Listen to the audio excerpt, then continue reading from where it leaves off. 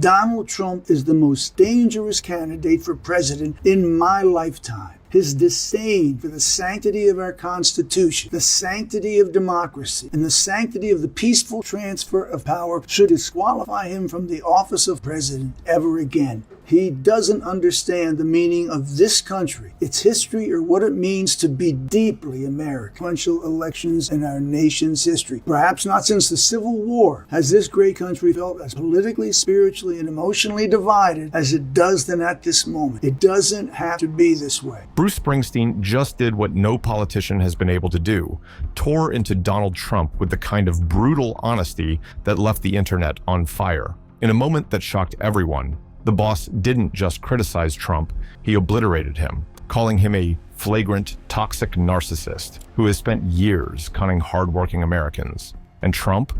Oh, he did not take it well. The meltdown was immediate, the backlash was hilarious, and now everyone's asking the same thing. Did Springsteen just deliver the final blow to Trump's political future? Talking about rigged election, and he has a feeling he's going to lose, which of course he is going to lose. You're confident? Oh yeah, he's going to lose. And he knows that. He knows he's going to. He's such a flagrant, toxic narcissist that he wants to take down the entire democratic system with him if he goes. It's almost poetic how different these two men are. Bruce Springsteen? He grew up in a small, working-class town in New Jersey, surrounded by people who knew what it meant to struggle. His songs weren't just catchy tunes. They were stories, real-life anthems of the American working class. He sang about factory workers, small-town dreamers, and everyday people trying to survive. He wasn't just making music. He was giving a voice to those who often felt invisible. And because of that, he became more than a musician. He became a symbol of resilience, of hope, of the American spirit that refuses to back down.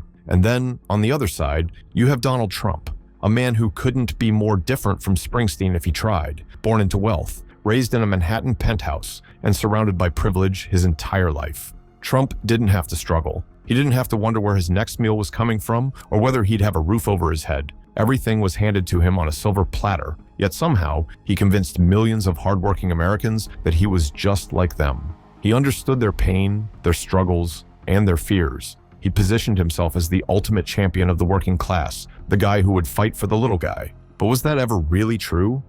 He simply has no sense of decency, no sense of responsibility about it. And the words that he's been using over the past several weeks really are an attack on the entire democratic process. And is that dangerous? Yeah, it is. I think it's very dangerous. Springsteen's lyrics don't romanticize struggle. They expose it. They talk about the frustration, the exhaustion, and the feeling of being stuck in a system that never seems to change. His songs aren't just about small towns and blue-collar jobs. They're about real people trying to carve out a better life. The reason his music has endured for decades is that those struggles haven't gone away. The factory jobs he sang about in Born in the USA, many of them disappeared. The middle-class dreams he wrote about in The River, they're harder to reach than ever. And that's why Springsteen took one look at Trump and knew exactly what he was, a fraud selling false hope. Build a wall, we have no choice. We have no choice. Build that wall, build that wall, build that wall. Trump has spent years claiming he's the voice of forgotten Americans, that he understands their pain and is fighting for their future. But Bruce called him out for what he is, a con man who has mastered the art of telling people what they want to hear while doing absolutely nothing for them. Trump promised to bring jobs back, revive industries, and fight for the working class. But what did he do? He gave tax cuts to billionaires. He gutted workers' rights. He made it easier for corporations to ship jobs overseas. In the end, the only thing he delivered was division. He gave people someone to blame for their struggles, immigrants, minorities, the media, while doing nothing to help them. America is the most powerful nation on earth, not just because of her overwhelming military strength or economic power, but because of what she stands for, what she means, what she believes in. Freedom, social justice, equal opportunity, the right to be and love who you want. These are the things that make America great. Donald Trump is the most dangerous candidate for president in my lifetime. His disdain for the sanctity of our Constitution, the sanctity of the rule of law, and the sanctity of the peaceful transfer of power should disqualify him from the office of president ever again. Bruce didn't mince words. He called Trump the most dangerous candidate for president in my lifetime. He accused him of threatening democracy, disrespecting the Constitution, of putting his ego above the country. Most importantly, he ripped apart Trump's biggest lie, the idea that he ever cared about the working class. He laid it out plain and simple. Trump didn't bring back jobs. He didn't rebuild factories. He didn't make life better for struggling Americans. The only thing he did was pit people against each other and convince them that the real problem wasn't him, but their neighbors. And that's exactly how he thrives, by keeping people angry, distracted, and too divided to see the truth. And I didn't need little Bruce Springsteen and all of these. He was implying that other people need to have all that help. He doesn't need that. But what set the internet on fire was when Bruce went after Trump's biggest claim, the idea that he's a champion of the working class. This was the heart of Trump's appeal, the reason so many people supported him in the first place. He promised them factories would reopen, the jobs would return, and that the middle class would rise again. He built an entire movement around the idea that he was fighting for the forgotten men and women of America. But, as Bruce pointed out, none of that happened. Trump didn't deliver on the factories. He didn't bring back jobs from overseas. He didn't fight for the working man the way he claimed he would. Instead, he gave tax breaks to billionaires, looked out for the wealthy elite, and left the very people who supported him with nothing to show for it. Trash talking you after all this time?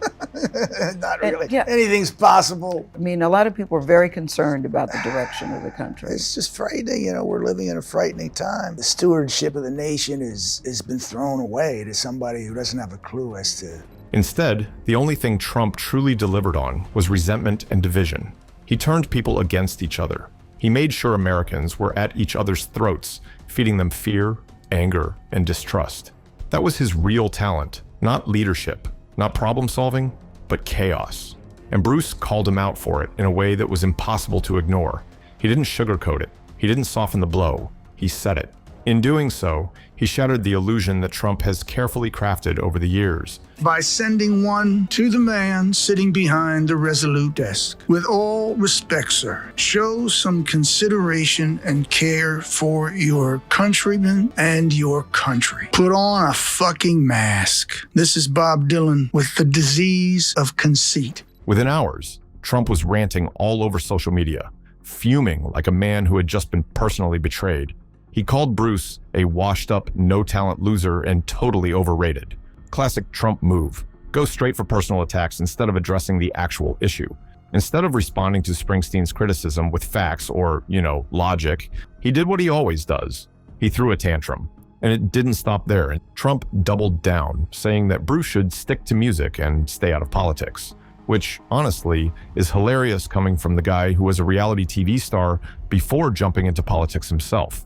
It's almost comical how Trump loves to tell musicians, athletes, and actors to stay in their lane. Yet he had zero political experience before deciding to run for president.